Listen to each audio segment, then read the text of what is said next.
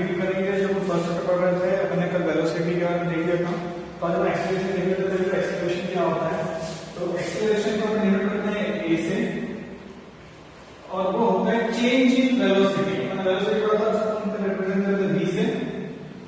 तो initial velocity को v not कहेंगे, फाइनल वेलोसिटी को हम v कहेंगे। इनिशियल वेलोसिटी की ऑब्जेक्ट से चलना शुरू करता है, उसके वेलोसिटी को v नॉट मान लेते हैं, और उसकी स्पीड को बढ़ना। एक्सेलरेशन क्या होता है, देखिए वेलोसिटी क्या होता है, एक स्पीड में चल रहा होता है, जो ऑब्जेक्ट है वो किसी स्पीड में चल रहा होता है, उस स्पीड को हम कहते हैं स्पीड वेलोसिटी। ठीक है, तो कितना डिस्प्लेसमेंट हो रहा है एक समय में, टाइम इंटरवल में कितना डिस्प्लेसमेंट हो रहा है, उसको हम कहते हैं वेलोसिटी। अब एक्सेलरेशन क्या होता है कि वेलोसिटी कितनी टाइम से बढ़ रही है, क्या रेट से वेलोसिटी बढ़ रही है, इस वेलोसिटी, उस वेलोसिटी के बढ़ने के रेट को एक्सेलरेशन कहते हैं। अभी डिस्टेंस कैसे बढ़ रही है, कितनी बढ़ रही है, वो नापने के लिए वेलोसिटी का इस्तेमाल कर रहे थे। और वेलोसिटी क्या कैसे बढ़ रही है, और मान लीजिए कोई एक्सप्रेशन किसी की स्पीड, जो अपन गाड़ी चलाते हैं, मोटरबाइक ले लेते हैं, मोटरबाइक से बैठते हैं, बैठ के अपन 140 की स्पीड पे चल रहे हैं, कॉन्स्टेंटली 40 की स्पीड पे चलते गए। अब कॉन्स्टेंटली चल रहे हैं तो उसकी वेलोसिटी चेंज नहीं हो रही, उसकी क्या चेंज नहीं हो रही, वेलोसिटी चेंज नहीं हो रही है। लेकिन अपन 40 स्पीड 40 से शुरू करी, 40 के 50, 60, 70, 80 की स्पीड तक गए, तो 40 से 80 तक की स्पीड पे जाने में जो टाइम लगा, जो इंटरवल टाइम था, उस टाइम उस चीज उसको अगर टाइम निकालेंगे और फिर कितनी स्पीड बढ़ी, 80 तक गए 40 से, तो 80 माइनस 40 डिवाइडेड बाय टाइम, तो इससे क्या मिलेगी एक्सेलरेशन, मतलब स्पीड बढ़ने का टाइम। स्पीड कैसे बढ़ रही है, वेलोसिटी जो गाड़ी की स्पीड है, वेलोसिटी है, वो कैसे बढ़ रही है, कितनी बढ़ रही है, उसको हम कहते हैं एक्सेलरेशन। तो एक्सेलरेशन को लिखते हैं v minus v not by t। इसको मैं लिख देता हूं change in velocity upon time. कल हमने डिफरेंशिएशन पढ़ा था, dx by dt is equals to v। तो ये एक्सप्रेशन दिख रहा है, change in velocity by change in time. किसी इंस्टेंट पे निकालना हो तो अपन dv by dt निकालेंगे, dv by dt क्या होता है वो निकालेंगे, तो सब आएगा acceleration. Change in velocity of time, इसी को पढ़ेंगे rate in change in velocity of rate of time, rate of change of time. तो ये होता है एक्सेलरेशन। अब अपने पहले 9th में कुछ फॉर्मूला पढ़े थे, जो कि आपको काफी अच्छे से लॉ ऑफ मोशन के फॉर्मूला हैं।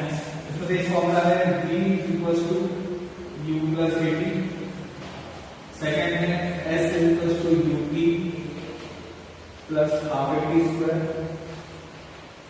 एंड थर्ड है v square minus u square equals to 2as। तो तीन फॉर्मूला में काफी अच्छे पढ़े थे 9th क्लास में। तो इसी का डेरिवेशन लिखना है बाय ग्राफिकल मेथड। ये क्वेश्चन आता है एग्जाम में, क्वेश्चन एग्जाम के एग्जाम पॉइंट ऑफ व्यू बहुत इंपॉर्टेंट क्वेश्चन है।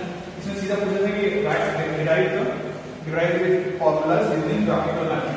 तो आप पहला एक डेरिवेशन जा रहे हैं, डायरेक्शन से जा रहे हैं, थोड़ा इंपॉर्टेंट डेरिवेशन है, अच्छे से नोट करिएगा और एक बार इसमें से जरूर देखिएगा, अच्छे से समझ लीजिएगा। इधर पे ध्यान दीजिएगा।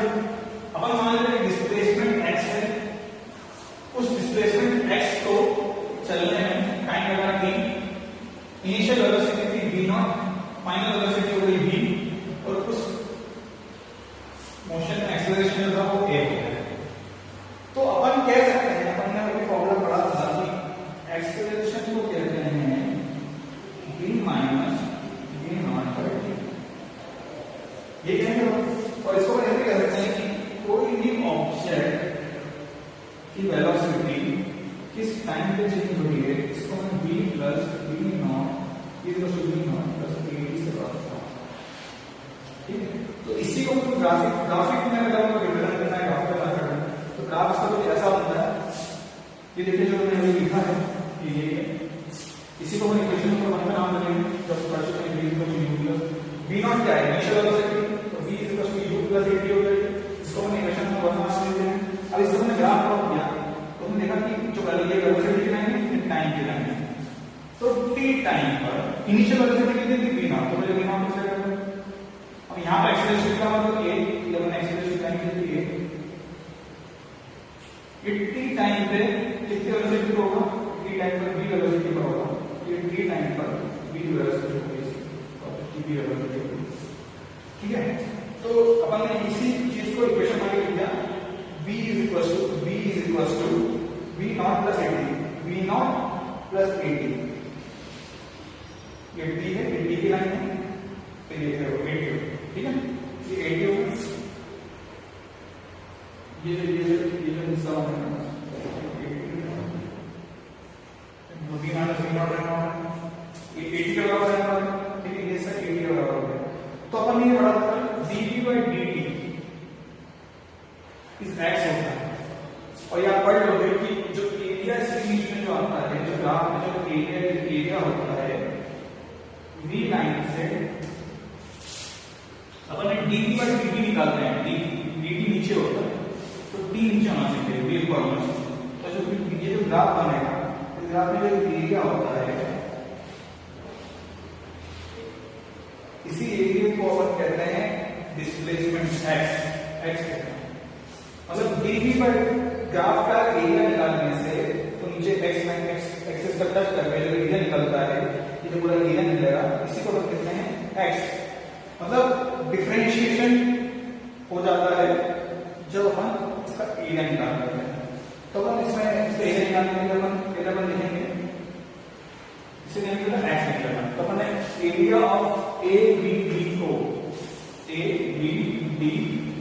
इसका एरिया निकालना है हमको, वही बराबर होगा x के, x इज इक्वल्स टू ये ट्रायंगल है, ट्रायंगल का राइट एंगल ट्रायंगल का फॉर्मूला था हाफ AB, तो इसमें a ऊपर की लेंथ होती है, तो ये लेंथ है t, तो ये हाफ t, और ये लेंथ है b माइनस v नॉट, तो b minus v not plus इसमें एक रेक्टेंगल है जिसकी एरिया है, ये t साइड है, ये इसकी लेंथ t है, इसकी लेंथ v नॉट है, तो v not into t plus v not into t, ये अपना मेन इक्वेशन है, इसको आप a से मार्क कर लीजिए। फिर अगर हम इक्वेशन नंबर 1 को देखें, इक्वेशन नंबर 1 में ये देखिए, इसमें लिखा है v is equal to v not plus 80, अब v को v नॉट प्लस देंगे तो v minus v not is equal to 80 हो जाएगा, जो कि यहां मैं रिप्लेस कर दूं v माइनस v नॉट से, तो यहां पे 80 x equal to half 80 into t plus v not t, तो ये हो गया half x equal to half 80 square plus v not t। v not क्या है, इनिशियल का u, तो ये फॉर्मूला हो गया है x is equal to ut plus half a t square. ये हमने दो सॉल्व चुके हैं, तो हमने इक्वेशन ऑफ मोशन बना दी है। अब हम सब तीसरे की तरफ चलते हैं, तो हम वो सब तीसरी इक्वेशन लिखेंगे, तीसरी इक्वेशन कैसे बनेगा। तो मैंने ये फर्स्ट इक्वेशन यहाँ पर लिख दी है, फर्स्ट इक्वेशन यहाँ लिख दिया है हमने। तो v is equal to v not plus 80, एक मेन इक्वेशन है, x equal to half v minus v not t plus v not t, एक हम मात्रा में लिख रहे हैं, और अगर अपने लिखी है x equal to half 80 square plus v not t, तो ये अपन सब कुछ कर चुके हैं। अब इसके ऊपर सीधा लिखना है, अपन को ढंग वाली इक्वेशन, इस इक्वेशन को सॉल्व करते हैं, तो लिखा है half v minus v not t मतलब half v not t, half अगर पूरा मल्टीप्लाई कर दें, पूरा ब्रैकेट में कर दें, तो लिखा है half vt minus half v not t plus v not t, तो minus half v not t plus v not t half v not t। तो इसको सॉल्व करके यहां लिखते हैं अपन, तो लिखा है x equals to v plus v not by 2 t, और v plus v not by 2 ये रिप्रेजेंट करता है v बार, मतलब ये क्या है, एवरेज है, v plus v not by 2, तो मतलब ये एवरेज है v बार t। तो इसका मतलब है कि जब एक्सेलरेशन जो आपकी इस इक्वेशन से जो एक्सेलरेशन निकलता है वो हमेशा कांस्टेंट एक्सेलरेशन निकलता है। अगर वो एक्सेलरेशन चेंज हो रहा है तो ये हम फॉर्मूले इस्तेमाल नहीं कर सकते। ये एक ग्राफिकल मेथड से हमने प्रूव कर दिया कि जब हम जिससे डिराइव कर रहे हैं वो सिर्फ कांस्टेंट एक्सेलरेशन जब तक होगा तब तक ही हम फॉर्मूले का इस्तेमाल कर सकते हैं, नहीं तो ये फॉर्मूले का इस्तेमाल नहीं कर सकते हैं। अगर एक्सेलरेशन भी वेरिएबल होगा तो अपन इंटीग्रेशन डिफरेंशिएशन का इस्तेमाल करते हैं इनको निकालने के लिए। लेकिन अगर हम कांस्टेंट एक्सेलरेशन की बात कर रहे हैं तो ये अपने फॉर्मूला है x equal to v by t, जो कि कांस्टेंट एक्सेलरेशन का फॉर्मूला होता है, ठीक है। तो अब हमने ये निकाल दिया x equal to v plus v not by 2 into t। वैसे ही form equation number 1, equation number 1 मेन इक्वेशन की तो सीधा v minus v not is equal to 80 not सीधा निकल रहा है, इसको हम थोड़ा सा रिमॉडिफाई करते हैं कि लास्ट इक्वेशन में टाइम की बात नहीं होती है, इसके अपन यहाँ पर मॉडिफाई करके लिखते हैं। तो एक को नीचे लिख देते हैं, टी की फॉर्म इक्वेशन आ रहा है, t is equal to v minus v not by a is equal to t। अब हमने इक्वेशन में ये थी, इक्वेशन ये थी, इस इक्वेशन में अपन ने t की जगह पर ये वैल्यू पुट कर दी है जो अपन ने t की वैल्यू निकाली है। तो x equal to v plus v not by 2, v plus v not by 2, फिर जो t की जगह वैल्यू निकाली v minus v not by a, v minus v not by a। अब इसको सॉल्व करना है, तो 2a को इससे इसको मल्टीप्लाई करते हैं, तो 2ax v plus v naught v minus v naught, a plus v a minus v, क्या होता है a plus v a minus v equal to a square minus b square. तो 2ax equal to b square minus v naught square, तो ये बन गया b square equal to v naught square plus 2ax, जो कि अपनी formula होता है b square minus u square equal to 2as। s is distance which is x, v naught square equal to u square, v is u, initial velocity को u कहते हैं, x को s कहते हैं। तो ये ग्राफिकल मेथड से अपन ने ये लास्ट वाला फॉर्मूला भी डिराइव कर लिया है। अब इसके बाद से इसके कुछ क्वेश्चंस रहते हैं जो आप थोड़े से बहुत बड़ा 9 नंबर करके आपकी प्रैक्टिस अच्छी है तो अपन वो सब सॉल्व कर लेंगे। और इसमें एक पार्ट को अपन ने जो सॉल्व किया, इसको अपन ने किससे किया है, ग्राफिकल मेथड से किया।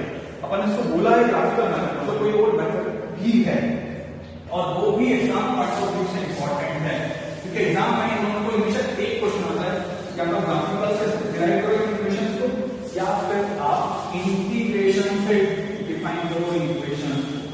इंटीग्रेशन अपन चेंजिंग वैल्यूज ले लेते हैं, तो इंटीग्रेशन अपन आप 11th 12th में पढ़ेंगे, तो अब आप 11th से पढ़ेंगे इंटीग्रेशन के बारे में, तो अभी आपको इंटीग्रेशन आता है नहीं, लेकिन अपन कुछ इंटीग्रेशन देख लेते हैं जो हमको इसकी जरूरत पड़ेगी। जैसे मैंने डिफरेंशिएशन देखा था, वैसे इंटीग्रेशन का पार्ट होगा, देख लीजिए कि ये होता है इंटीग्रेशन का सिंबल, ये होता है इंटीग्रेशन का सिंबल। अपन करते हैं x का इंटीग्रेशन dx से, तो इसमें क्या होता है, ये होता है इंटीग्रेशन, इससे अपन इंटीग्रेट करेंगे x का मतलब dx, अपन कल हमने कहा था dx by dt, तो वैसा ही है dx जो वही है। फिर x का इंटीग्रेशन करना है, x का इंटीग्रेशन करना है, तो यहां पर जितना x है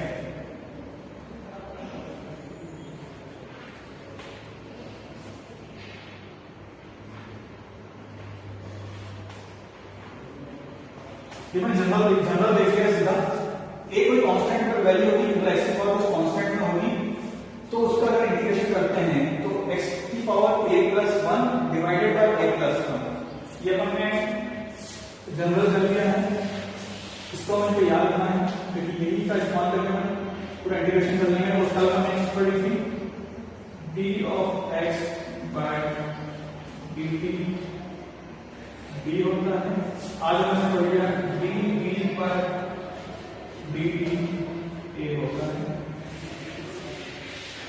कल जब हमने किसके फॉर्मूला देखा था, वो फॉर्मूला क्या था, x की पावर n का differentiation with respect to x होता है n इंटू x की पावर n माइनस 1। अब मैं आपको एक चीज बताता हूँ,